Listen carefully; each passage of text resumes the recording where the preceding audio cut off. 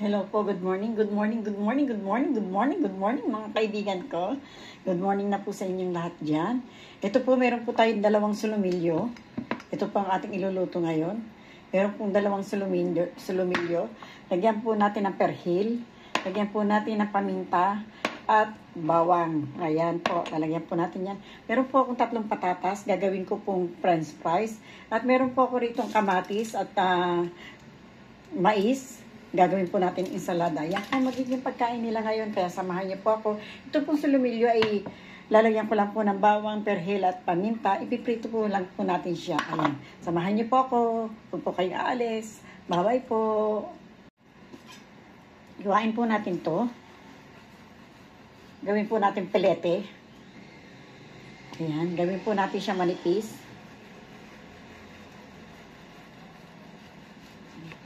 Ayan.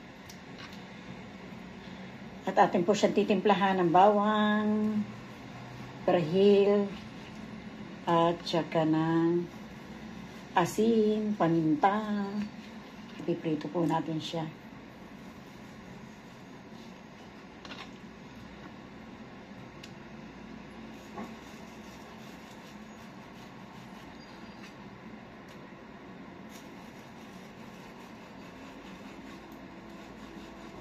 Gusto ko po sana siyang i-beef steak. Parang beef steak style. Wala pong wala pong limon. Lalagyan po sana ng limon kaso wala pong limon.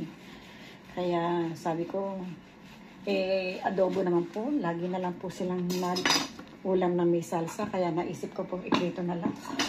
Kahirap po mag-isip kung anong uulamin o kakainin po nila. Ito po, lagyan na natin ng asin. Yung ating sulumilyo na baboy o pork. Sulumilyo pork. Ayan po. Lagyan na po natin siya ng asin. At lagyan po natin siya ng bawang. Ayan.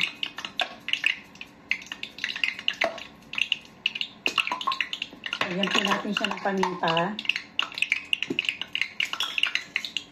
Nag-init na po ako ng kawali na may mantika.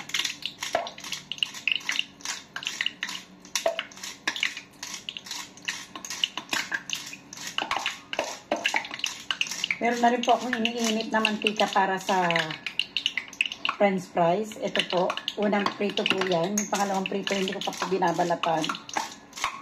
Ayan.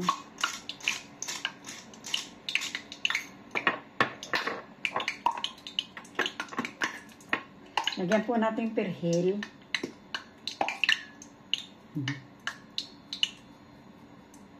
Ayan po. At atin pong haluin. Ayan po ang magiging prito nila natin ngayong araw na to. Ayan. Pinimplahan po natin ng maayos. Agaran po. Lunes po kasi ngayon, hindi po ako nakapaglabas kahapon at hindi ko po nagawang timplahan yung iba. Kasi po, pagka Sabado Linggo, wala po akong paso. Lunes po ngayon ko rin po lang ito inasikaso, ginawa ko pa po yung loob.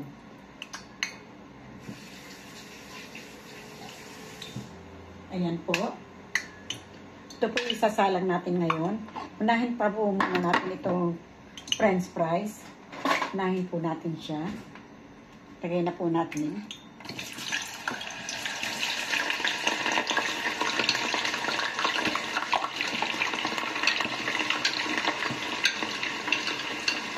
Ayan.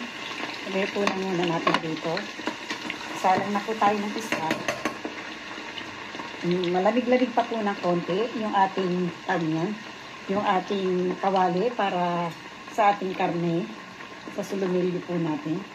Balatan po natin itong pangalawang isasalang natin ng french fries.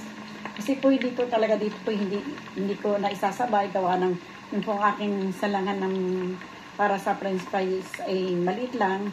Yung po ang gusto, maliit lang po para konting mantika lang daw po ang ilalagay. Hindi siya ganong karamihan para daw po hindi masyadong magastos sa mantika. Kaya isinasalang ko po pag halimbawa kung tatlo sila, tatlong salang, tagi-isang salang po sa bawat isa. Ito po yung pangalawa dahil dalawa lang po ang magkakain ng french fries. Ayan. Kasi yung isa ay gagain na lang po ng ensalada o salad. Ayan. Ganyan pong gagawin ni Tita Amy ngayon sa kanilang mga pagkain. Tita Amy, no? Araw-araw po, kailangan natin mag-isip ko anong gagawin natin pagkain. Habang nasa biyahe po ako kanina, nasa bus po ako, niisip ko na po kung anong gagawin ko. Kanina po, pagdating ko, naglabas agad ako nitong nilagay ko po dun sa may bintana para medyo melt ko agad yung ice.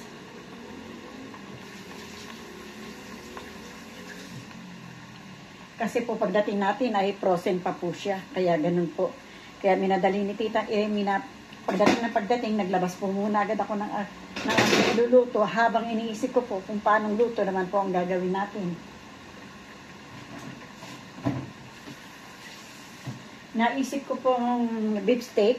Ang problema lang po wala po akong limon o para pang-asim dun sa para gagawin natin beef steak.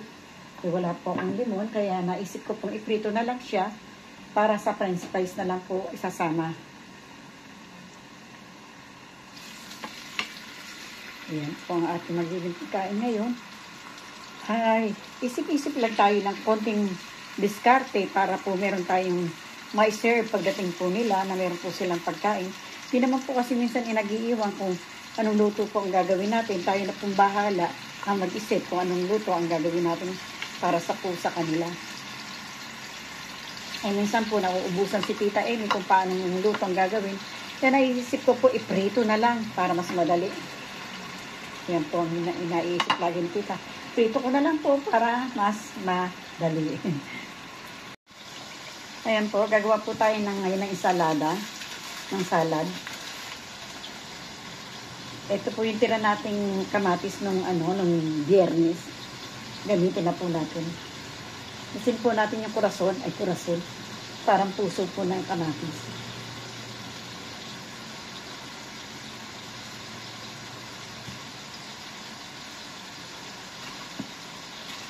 Gagawin po natin siyang salad.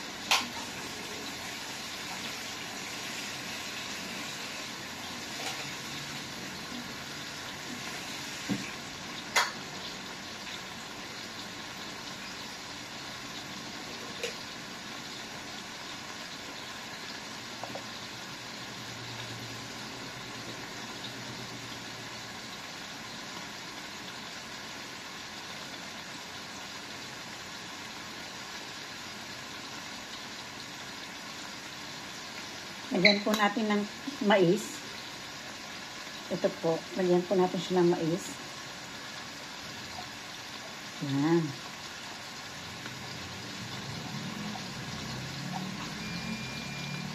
Tapos natin ang washing machine natin isa.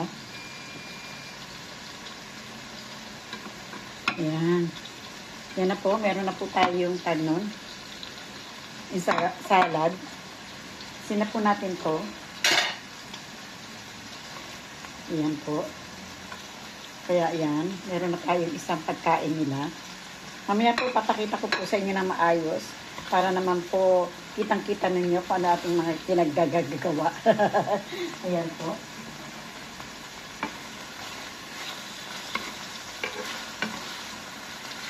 Balikan po natin siya.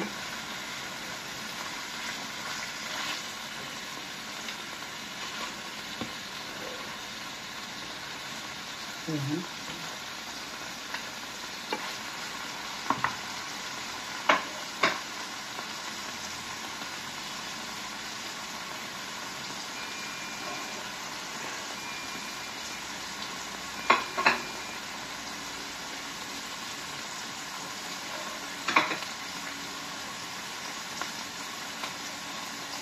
Bueno mga kaibigan ko, ito po yung ating plato ngayong araw na to. Ayan po ang ating magiging plato. Ito po yung salad na sinasabi ko po sa inyo. Konting karne lang po ang gusto talaga niya. Ayan po. Bali 3 lang po silang kakain ngayon. At ito naman po yun para sa isa. Bueno mga kaibigan ko, maraming pong salamat sa inyo. Salamat po sa bawat subaybay nyo kay Tita Emmy. Buong puso po ako nagpapasalamat po sa inyo, sa aking po mga manonood at sa aking po mga subscriber. Thank you very much po sa aking po manonood.